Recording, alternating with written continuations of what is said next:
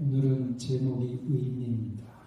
삶의 의미. 다시 한번 우리가 하루하루 살아가는 의미가 뭔가, 목적이 뭔가 돌아보는 시간을 가졌으면 좋겠습니다. 다 함께 마태복음 25장 21절 34절 한번 같이 읽어보겠습니다. 시작. 그 주인이 이르되 잘하여라 착하고 충성된 종아, 내가 작은 일에 충성하였으니 내가 많은 것으로 네게 맡기리니 내 주인의 즐거움에 참여할지어다 하고, 그때에 임금이 그 오른편에 있는 자들에게 이르시되 내 아버지께 복받을 자들이여 나와 창세로부터 너희를 위하여 예비된 나라를 상속하라. 감사합니다. 이 칭찬과 축복을 받는 자리에 우리 모두가 함께 있다면 얼마나 좋을까요? 영원한 그 사랑하는 예수님 만나고 영원한 하나님 나라로 들어가기 전에 그 자리에서 이 칭찬과 축복받는 그 자리에 우리 모두가 함께 있게 되시기를 바랍니다.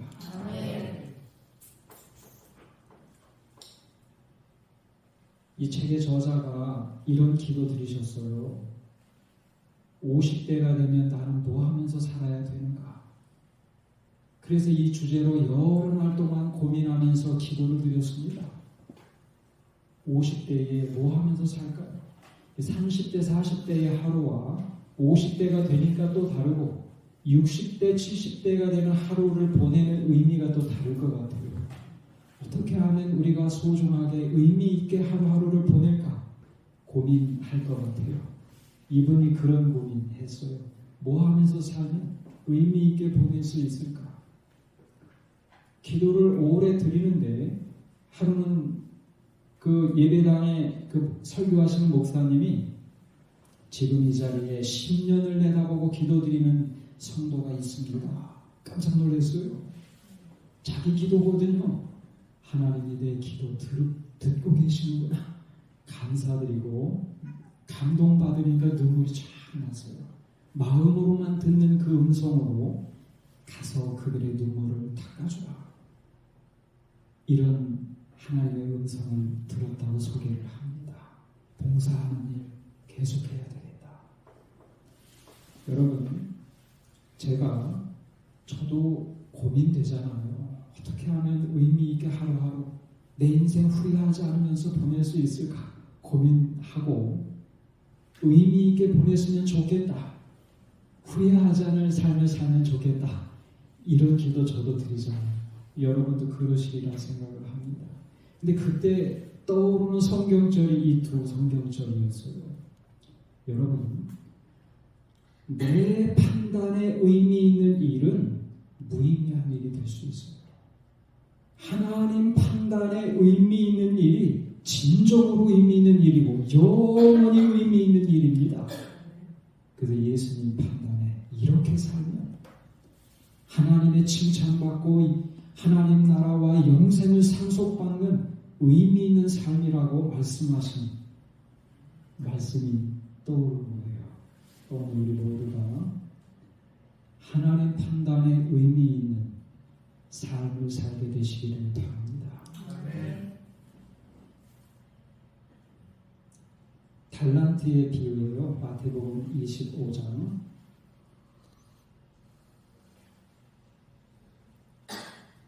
여기 보면 어떤 주인이 이제 먼 외국으로 가게 되고, 그러면서 이제 소유를 종들에게 맡깁니다. 5달란트, 2달란트, 1달란트. 그리고 오랜 후에 돌아와서 어떻게 되었는지 정산을 합니다. 그런 비유예요. 3명이지만 두 부류로 나눌 수 있어요. 열심히 일해서 이윤을 남긴 종과 또 땅에 묻어두고 일하지 않은 종. 그런데 두 가지 조금 특이하게 예수님이 비유를 설정해서 말씀해 주셨네 하는 부분이 보입니다. 하필이면 일 안 한 종은 1달란트 받은 종이었어요. 받은 것도 적은데 실망할 만한데 이 한 달란트 받은 종이 일 안 한 걸로 설정을 해서 그래서 야단 맞고 쫓겨나는 운명을 맞게 되죠. 왜 한 달란트 받은 종이 일 안 한 걸로 설정하시고 말씀하셨을까? 예수님의 의도가 계셨어요. 경고예요. 경고. 내가 받은 달란트가 작으니까 내 주변에 재능 있는 사람들이 이렇게 많이 있으니까 나 한 사람 일 안 한다고 해서 달라지는 게 없겠지. 가만히 있으면 안 된다는 거예요. 하나님은 모든 사람들에게 달란트를 맡겨주셨는데 달란트가 적다고 해서 실망하고 불평하고 아무 일도 주변에 이렇게 달란트 많은 사람들이 있는데 가만히 있으면 안 된다는 것을 보여주고 계시는 거예요. 저에게 해당되는 것 같아요. 제가 이렇게 살았거든요. 제가 간증한다고 그랬잖아요. 저는 이 설교 준비할 때마다 제가 어떻게 이 말씀 전할 수 있을까 이렇게 부족한데 이러면서 준비합니다. 기도드리고 반성, 회개, 더 분발해야 되겠다 생각을 하고 제 얘기하는 것 같아요. 달란트가 적다고 가만히 계시면 안 돼요. 여러분, 달란트라는 것은 물론 선천적으로 우리가 타고나는 것도 있습니다. 목소리 좋은 건 타고나는 것 같아요. 그건 저도 어쩔 수가 없어요. 그렇다고 제가 부모님 원망하는 건 아닙니다. 저 특정하는 거 보셨어요? 별로 없어요. 그런데 악기는 타고나는 거 아니잖아요. 연습하면 됩니다. 예.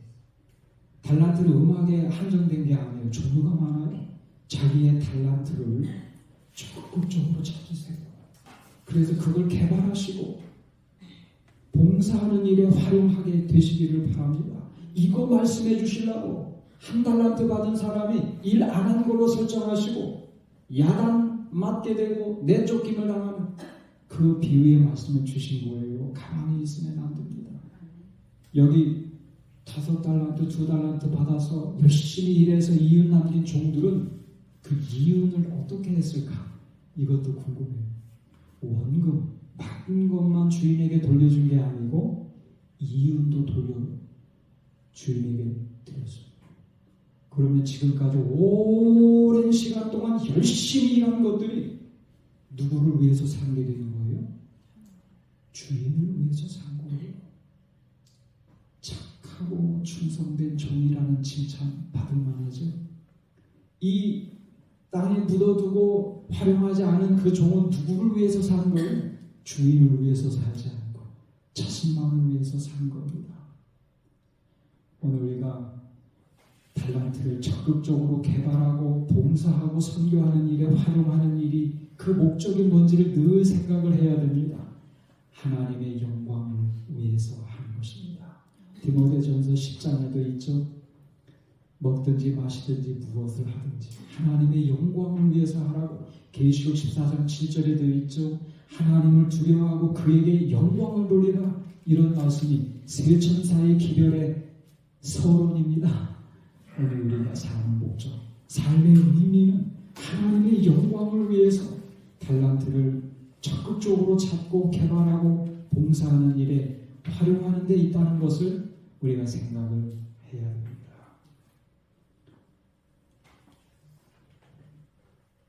이분은 첼로 중에서는 세계 1인자라고 이렇게 말하는 로스트로포비치, 우리나라의 장한나라는 분, 첼로 연주자 있죠?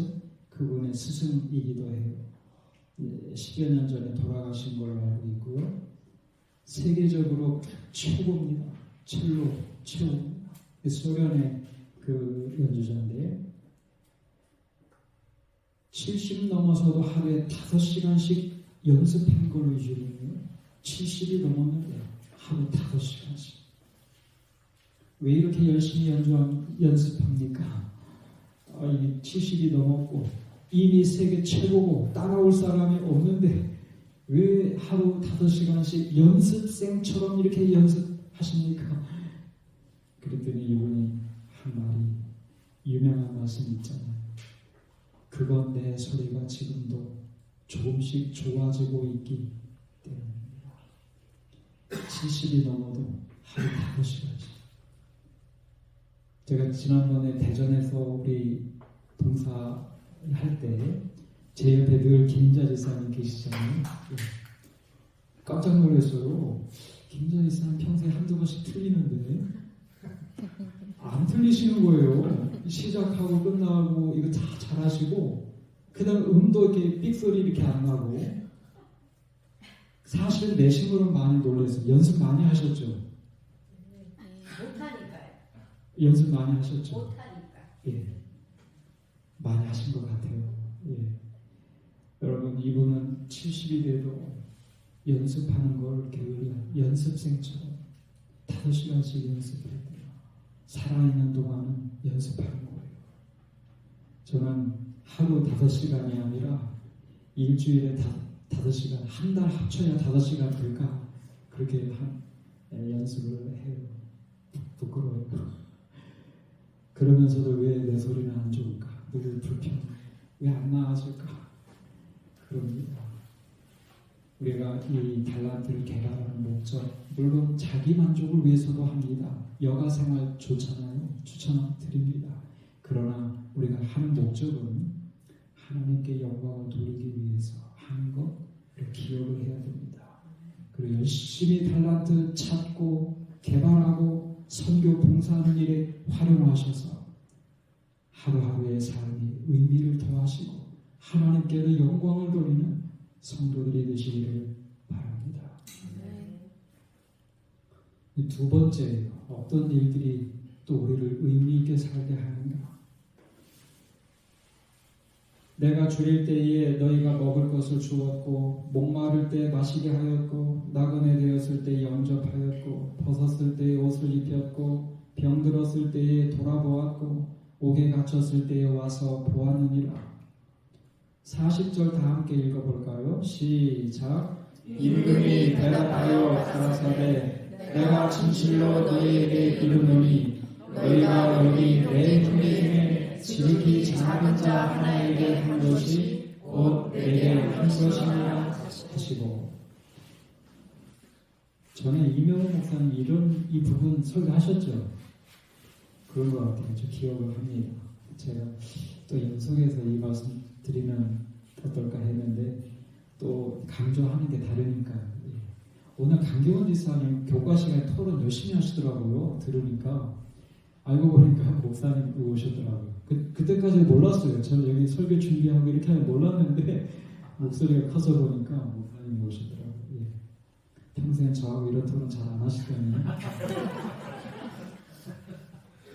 제가 뒤끝이 있습니다.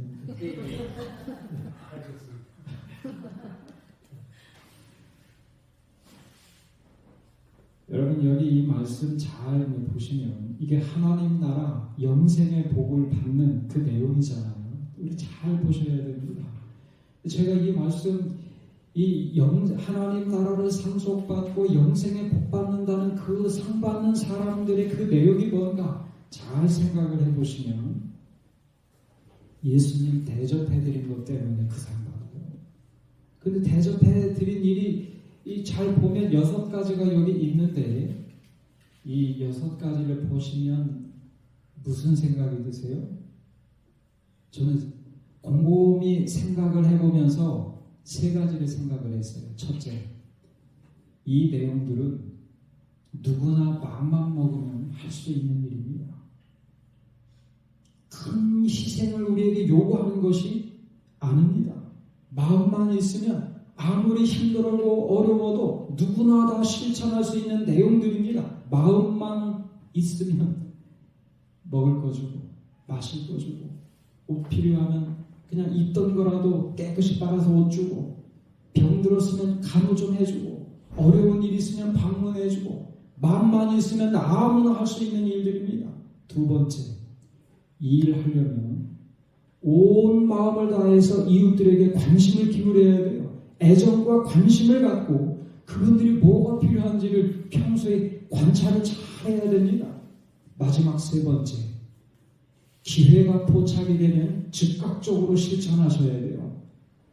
잠시라도 주저하고 망설이시고 계산하시면 기회가 지나갑니다.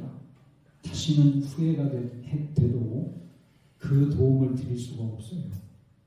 그러므로 오늘 우리가 정말 우리의 온 관심과 애정을 이웃들에게 두고 즉각적으로 필요가 포착이 되면 도울 수 있도록 이런 일들이 습관이 되어야 합니다. 자동으로 반응할 수 있도록. 이게 예수님 말씀하신 하나님 나라를 상속받는 사람들의 삶의 내용입니다. 누구나 마음만 먹으면 할 수 있어요. 그랬더니 뭐라고 깜짝 놀라잖아요. 우리가 언제 예수님 그렇게 대접을 했나요? 그랬더니 뭐라 그래요? 너희가 여기 내 형제 중에 지극히 작은 자 하나에게 한 것이 내게 한 것이라. 저는 이 말씀 읽을 때마다 감동을 받습니다. 예수님이 지극히 작은 자 하나와 동시하셨어요. 이게 무슨 말씀이에요? 여러분, 오늘 우리는 지극히 작은 자 한 사람을 대할 때마다 예수님 대접하듯이 해야 돼요. 정말 비천하게 보이는 그 한 사람 한 사람 대할 때마다 예수님 대하듯 해야 돼요. 반대도 마찬가지예요. 거꾸로 생각해도 마찬가지예요. 오늘 우리가 때로는 작고 초라하게, 자신이 작고 초라하고 비천하게 느낄 때마다 우리는 예수님처럼 대접받아야 될 소중한 존재라는 것도 사실입니다. 우리가 때로는 시골교회에 다녀서 그렇지 우리 교단이 크고 또 세계는 넓잖아요.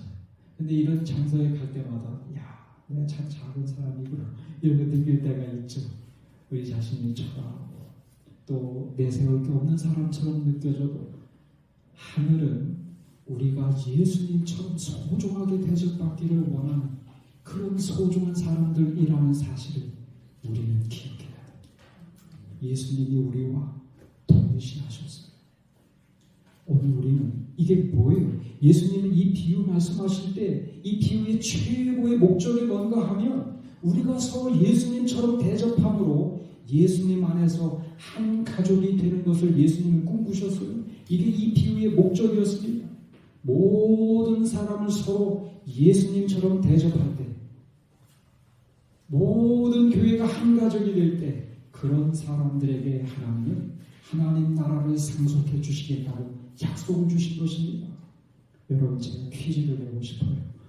여러분, 재림신앙에서 제일 위험한 신앙이 뭘까요? 위험한 생각이 뭘까요? 재림신앙에서 가장 위험한 생각. 저 이제 5분만 말씀드리고 마치려고 그래요. 재림신앙에서 제일 위험한 생각은 주인이 더디 오리라. 마태복음 24장에 있죠. 주인이 더디 오리라. 자기도 준비 안 하고 남도 준비 못하게 나쁜 영향을 끼칩니다. 재림이 없을 거라고 말하는 것보다 더 무서운 생각이에요. 주인이 더디 오리라. 자기도 준비 안 하고 남도 준비 못하게 그런 가마를 끼칩니다. 재림이 없다라고 말하는 것보다 더 위험해요. 주인이 더디 올 것이다. 이런 생각 가지시면 위험합니다. 긴장하면서 살아야 돼요. 그러면 이걸 어떻게 하면 해결이 될까? 이게 화이 선지자의 이 비유의 결론입니다. 어떻게 하면 우리가 이 재림의 소망을 불타는 이 마음으로 기다릴 수 있을까? 이게 이 비유의 결론으로 화이 선지자가 그 지극히 작은 자 하나에게 그 시대의 소망의 결론으로 하신 말씀인데, 하나님과 동역하는 것입니다. 하나님과 협력해서 일하는 거예요. 가만히 있는 거 아니에요. 하나님과 협력해서 일할 때 우리의 소망이 불타오를 수 있다라고 말을 합니다. 이게 결론이에요. 왜 그래요? 부족한 우리 자신을 하나님이 쓰실 때마다 감동받아요. 내가 이렇게 부족하고 내가 이렇게 죄가 많은데 하나님이 나를 쓰신다. 그 생각만 해도 하루하루 감격스럽고 마음이 뜨거워지잖아요. 또 하나님과 협력해서 일할 때마다 어려운 일도 생기잖아요. 그때마다 놀라운 기적 같은 하나님의 도우심을 체험할 때 감동받아요. 생각지도 못했던 기적 같은 도움을 받을 때마다 마음이 뜨거워져요. 또 생각지도 않은 사람들이 변화되고 헌신하는 모습을 보면서도 감동받아요. 여러분, 일하지 않으면 하나님과 협력해서 일하지 않으면, 가만히 있으면 우리의 신앙은 작게 변합니다. 그러나 하나님과 협력해서 일하는 사람들만이 마음에 깊은 감동을 받고 기적 같은 하나님의 도우심도 받고 불타는 재림의 소망을 간직할 수 있는 겁니다. 저는 이 신문 기사 이렇게 인터넷으로 볼 때마다 좋은 글을 저장해도, 근데 이것도 저장은 되었는데 언제 있었던 일인지 잘 모르겠어요. 그냥 가게 사진이 있고 여기에 있었던 일을 페이스북에 누가 소개를 한 거예요. 이 아이 엄마가 저는 남편과 사별하고 빚더미를 떠안고 하루 벌어 하루 사는 아줌마입니다. 오늘 작은 아들이 가게에서 컵밥과 참치캔을 여러 개 샀는데 돈이 부족했답니다. 그런데 어느 여학생이 대신 계산해 준다며 햇빵, 카레, 짜장, 과자 등 추가해서 결제해 주었습니다. 퇴근하고 보니 양이 많아서 5만 원 넘는 것 같았어요. 그리고 매주 토요일 1시에 가게에서 만나고 먹고 싶은 것 적어오라고 했답니다. 돈을 갖고 싶으니 꼭 연락해 주기를 기다리겠습니다. 페이스북에 올렸어요. 이 여학생 찾고 싶어서, 만나고 싶어서. 뭐 했어요? 아들이, 이분은 남편과 사별했어요. 그리고 빚더미가 있었어요. 하루 벌어서 하루 사는 그런 가족이었어요. 아들들이 가난하다고 놀림을 이 친구들에게 받아서 이사까지 했어요. 근데 그 아들이 가게에 가서 배고파서 먹을 거 사고 결제하는데 돈이 부족했어요. 근데 여학생이 대신 결제해줬어요. 아이가 고른 것만 결제해준 게 아니라 과자도 또 다른 이 반찬 같은 것도 이렇게 쉽게 먹을 수 있는 것을 추가해서 5만 원 이상 결제해줬어요. 한 번뿐이 아니라 다음에 또 먹고 싶은 거 있으면 적어오라고. 다시 만나서 다시 사주겠다. 그 여학생이 페이스북 그 글 보고 댓글을 달았어요. 그 나이 때에 먹고 싶은 음식 못 먹는 것에 대한 서러움을 잘 알기도 하고 동생 같았기에 계산했습니다. 혹시 어머님이나 아가가 제가 한 행동이 동정심으로 느껴져 상처가 될까 걱정 많이 했습니다. 너무 예쁜 아가인데 눈치를 너무 많이 봐서 제 마음대로 고른 건데 감사하다고 해주시니 제가 더 감사드립니다. 결제 금액 안 주셔도 되고 괜찮으시다면 토요일 1시 그 가게로 아가 보내주시면 이웃 주민으로서 챙겨드리고 싶으니 메시지 주시면 제 번호 드리겠습니다. 이런 글까지 남겼어요. 네. 좋은 일이죠. 네. 그 5만 원 이상 선뜻 결제 기회가 딱 됐을 때 그 기회 주저하면 안 돼요. 그 기회 놓치면 다시 이런 기회는 없어요. 이 학생이 그렇게 했어요. 한 번이 아니라 또 적어오면 또 사주겠다. 그런 마음. 네.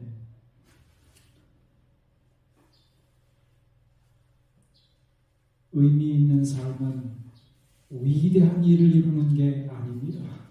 작은 일에 충성했으니 잘하였도다 충성된 종이라고 칭찬하시잖아요. 우리가 작은 재능들을 열심으로 개발하시고 선교하고 봉사하는 일들에 활용하시고 하나님 영광을 위해서 그 작은 자들에게 관심을 갖고 작은 사랑들을 실천하면서 우리가 살아야 되겠습니다. 그래서 우리가 예수님 재림하실 때 정말 착하고 충성된 종이라는 칭찬 우리가 받고 하나님 나라와 영생을 상속받는 우리 모든 성도님들이 되시기를 바라면서 마치겠습니다.